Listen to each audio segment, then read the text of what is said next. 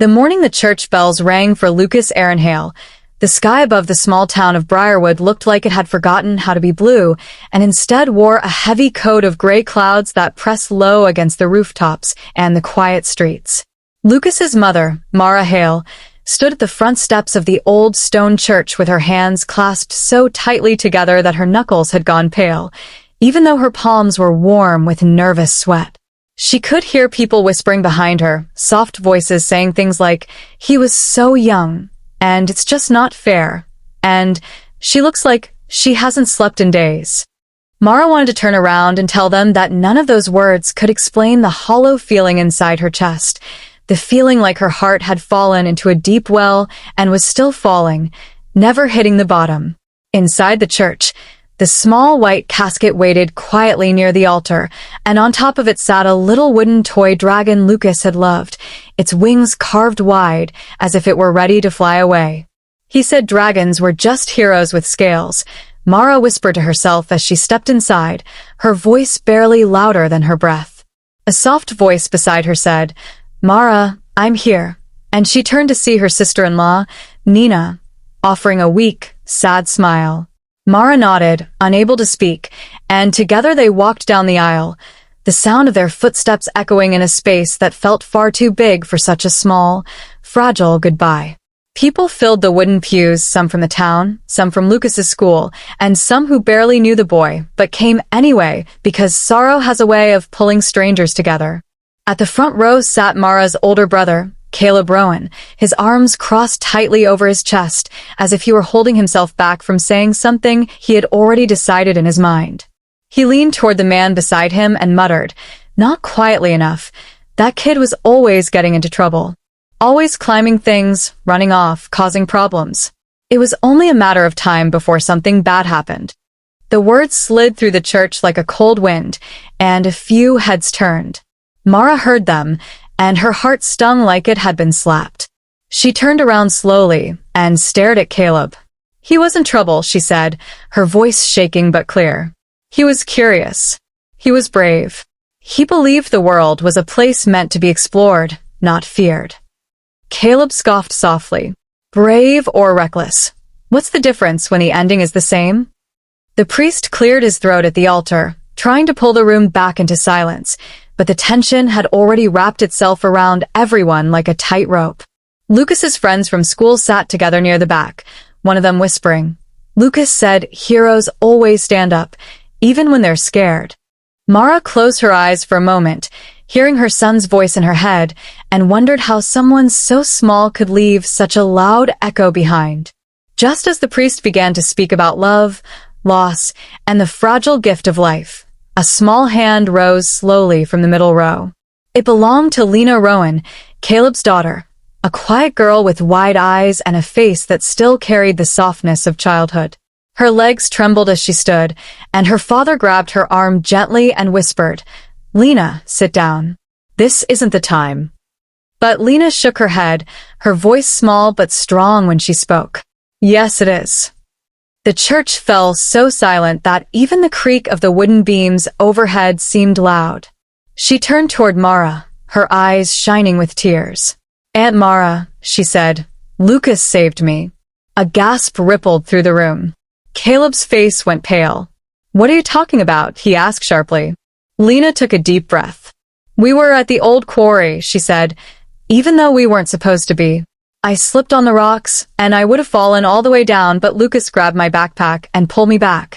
He hurt his leg really bad when he did it, but he just smiled and said, 'It's okay, heroes get hurt sometimes.'" Mara covered her mouth, her shoulders shaking as quiet sobs escaped her.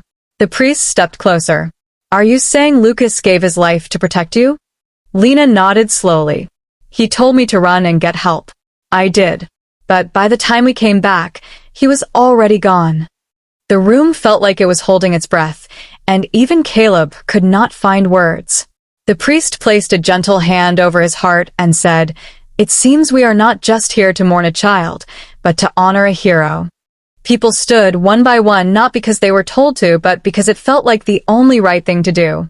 Lucas's teacher spoke next. "He once told me he wanted to grow up and protect people who felt small," she said. "I didn't know he meant right now." A boy from his class added. He gave me his lunch when I forgot mine. He said, heroes share. Laughter mixed with tears, and the heavy air in the church slowly began to change, as if Lucas's spirit was weaving something warm through the sadness. Mara looked at Caleb, whose eyes were now filled with regret. He stood slowly and walked toward her. I was wrong, he said, his voice breaking. I didn't see him for who he really was. I only saw my own fears. Mara studied him for a long moment before pulling him into a quiet, trembling hug. He believed everyone could be better, she whispered. Even us. The wooden dragon on the casket caught a beam of light from the stained glass window, and its shadows stretched across the floor like wings. Weeks later, stories about Lucas Aaron Hale traveled far beyond Briarwood, spreading through newspapers, radio shows, and social media, each retelling painting the boy as the brave child who chose someone else's life over his own. A new playground was built near the school, and a small sign at the gate read, Lucas's Landing, for every hero who tries. Mara often sat on a nearby bench, listening to children laugh and run, imagining her son's voice among them. One afternoon, Caleb approached her quietly. I've been trying to be the kind of man Lucas believed I could be, he said. I walk Lena to school now. I listen more. I speak less. Mara smiled softly. That sounds like something Lucas would like. The wind moved through the trees, rustling the leaves like whispers, and for a moment, it felt as if the world itself was repeating the lesson Lucas had left behind, that even the smallest voice can tell the biggest truth, and even the shortest life can leave the longest shadow of light. Boy life in Briarwood did not return to normal, because normal had been quietly changed by a who was no longer there, and every corner of the town seemed to remember him in small, unexpected ways. The bakery near the school hung a hand-painted sign in the window that read, Heroes eat free on Fridays, and the owner, a round-faced woman named Mrs. Collins, would wink at the children and say, Lucas told me heroes need sugar to stay strong. Mara often walked past that bakery in the mornings, holding her coat close around her as the cool air brushed against her face, and she would hear people say her name gently, like they were afraid it might break. One afternoon, Lena ran up to her, her backpack bouncing against her shoulders. Aunt Mara, she said, a little out of breath, my class is doing a project on heroes, and I told them mine is Lucas. Mara knelt down and smiled through the ache in her chest. What did they say? She asked. Lena shrugged. Some of them cried. But then we all drew pictures of dragons and capes. Mara laughed softly. That sounds exactly like him. As they stood there, a group of younger children ran past pretending to fly, their arms stretched wide, shouting, Heroes don't give up. And for a moment, Mara felt like Lucas had not disappeared, but had simply changed shape and become something that lived in everyone else. Caleb found that silence had become his loudest teacher. At night, when the house was quiet and Lena was asleep, he would sit at the kitchen table and stare at the wooden surface, tracing the lines in it with his finger, as if they were roads leading back to a moment he wished he could change. One evening, Lena came down in her pajamas and stood in the doorway. Dad, she said softly, do you think Lucas was scared when he grabbed me? Caleb swallowed hard. I think he was, he answered honestly. But I also think he was more scared of losing you. Lena walked over and climbed into his lap, resting her head on his chest. I want to be brave like him, she whispered. Caleb wrapped his arms around her tightly. You already are, he said, his voice thick. The next day, he went to the quarry alone, standing at the edge where everything had changed. The wind moved through the tall grass, and he spoke out loud, even though no one was there. I'm sorry, Lucas, he said. I didn't see you. I didn't listen. The words felt small, but he hoped somehow they could still travel somewhere important. At school, Lucas's empty desk remained by the window, and sunlight still fell across it in the afternoons, as if it had not been told that the boy who used to sit there would not be coming back. His teacher, Ms. Avery, asked the class one morning, What do you think makes someone a hero? Hands shot up. Being strong, one boy said. Being famous, another added. Lena raised her hand slowly. Trying even when you're scared, she said. Ms. Avery smiled and wrote the words on the board. Later that week, The class planted a small tree in the schoolyard. "This is Lucas's tree," Ms. Avery told them. "It will grow because you take care of it, just like people grow when they take care of each other." Mara was invited to watch, and as she stood there, she felt the dirt crumble between her fingers when Lena handed her a small shovel. "You should help," Lena said. Mara nodded and knelt beside her, pushing soil over the roots. "Grow strong," she whispered to the tree, and in her heart, she was not just talking to the leaves. The town held a quiet evening gathering in the park, where lanterns were hung from tree branches, glowing like small stars against the dark sky. People brought stories instead of food, and one by one, they stood to speak. A man said Lucas once helped him pick up groceries he dropped in the street. A woman said Lucas held the door for her and bowed like a knight. When it was Mara's turn, she stood with her hands shaking slightly. "Lucas used to ask me if heroes ever get tired," she said. "I told him yes, but they rest, and then they keep going. I think he taught all of us how to keep going." The crowd was quiet, but it was a warm quiet, filled with understanding instead of pain. Caleb stood at the back, listening, and for the first time, he did not feel like an outsider in his own family. He felt like someone who was finally learning how to stand where he should have stood all along. Time moved forward the way it always does, slow on the hard days and fast on the easier ones, and seasons changed around Briarwood. The tree at the school grew small green leaves, and the playground filled with the sound of laughter.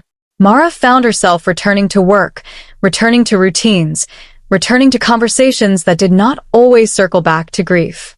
One afternoon, a little boy at the playground tugged on her sleeve. "Are you Lucas's mom?" he asked. Mara nodded.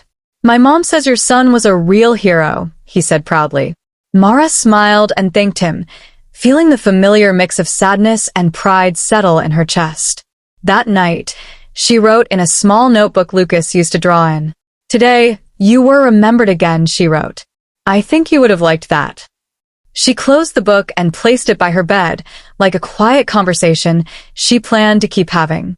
Lena grew taller, her voice steadier, and her eyes brighter with confidence that had been shaped by a moment she would always carry with her. At school, when someone was being teased, she would step forward and say, "Stop. That's not kind." Her friends started calling her Captain Lena, and she would roll her eyes but smile anyway. One afternoon, she asked her father, "Do you think Lucas can see us?" Caleb thought for a moment. "I think," he said slowly, "that when we do something brave or kind, that's how we see him." Lena nodded, satisfied. That evening, she placed a small drawing of a dragon at the base of the school tree, folding her hands together for a moment like a quiet promise. Mara and Caleb began to talk more, not just about Lucas, but about their own childhood, their old arguments, and the things they never said when they should have. One evening, sitting on Mara's porch, Caleb admitted, "I was always scared. Scared of losing people. So I pushed them away before they could leave." Mara looked at him gently. "Lucas never did that," she said. "He ran toward people." Caleb nodded, wiping his eyes. "I'm trying to learn how to do that now." They sat together in the fading light, listening to the sounds of the town settling into night, feeling like maybe some wounds do not disappear, but they can become something softer over time. A year after the funeral, Briarwood held a small ceremony at the playground. A new wooden sign was placed near the swings, carved with a simple message, "For Lucas, who showed us how to be brave." Children stood around holding paper dragons and capes made from old fabric. Mara stood beside Lena and Caleb, her heart full in a way that was different from before. The mayor gave a short speech, but it was Lena who spoke last. "Lucas told me heroes try," she said. "So I think if we all try a little every day, he's still here." People clapped, and some cried, and some smiled, and the wind moved through the playground like a soft, approving whisper. That night, Mara sat alone in her living room. The lights low, the world quiet outside her window. She picked up the wooden dragon from the shelf and turned it in her hands. "You did good, my brave boy," she said softly. In her mind, she could hear Lucas laughing, telling her that dragons don't like being called good, they like being called awesome. She laughed out loud, surprising herself, and felt something warm spread through her chest. It wasn't the same as before. It never would be. But it was something real, something alive, something that felt like the beginning of peace. Years later, when new families moved into Briarwood and asked about the name on the playground sign, the story was always told a little differently, but the heart of it stayed the same. There was a boy who loved dragons. There was a girl who found her courage because of him. There was a mother who learned how to carry both sorrow and pride in the same breath. And there was a town that discovered that heroes do not always wear capes or stand on tall buildings. Sometimes they are just small voices in big moments, choosing kindness, choosing bravery, and choosing to reach for someone else, even when the world feels too wide and too dangerous to cross alone. And in that choice, Lucas Aaron Hale, in every name he was remembered by, never truly left at all. By the time Briarwood reached another quiet autumn, the name Lucas Aaron Hale had become more than a memory. It had become a story people carried with them like a small, warm light in their pockets.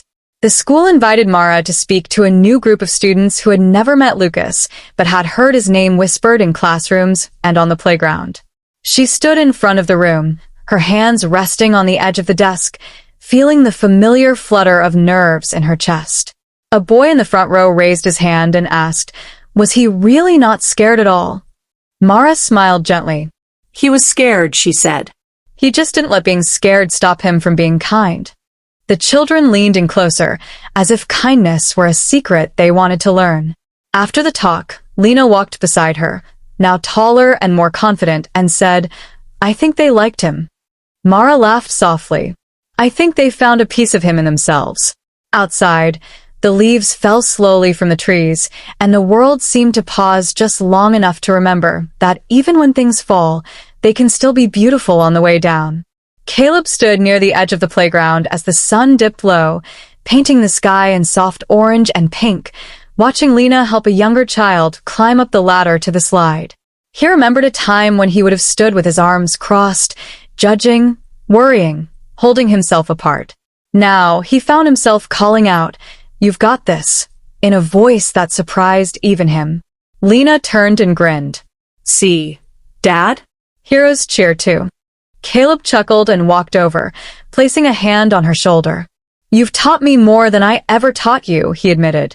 Nearby, Mara sat on the same bench she had sat on so many times before, listening to the sounds of children playing, feeling the ache of Lucas's absence and the comfort of his presence at the same time. Caleb joined her, and for a while, neither of them spoke.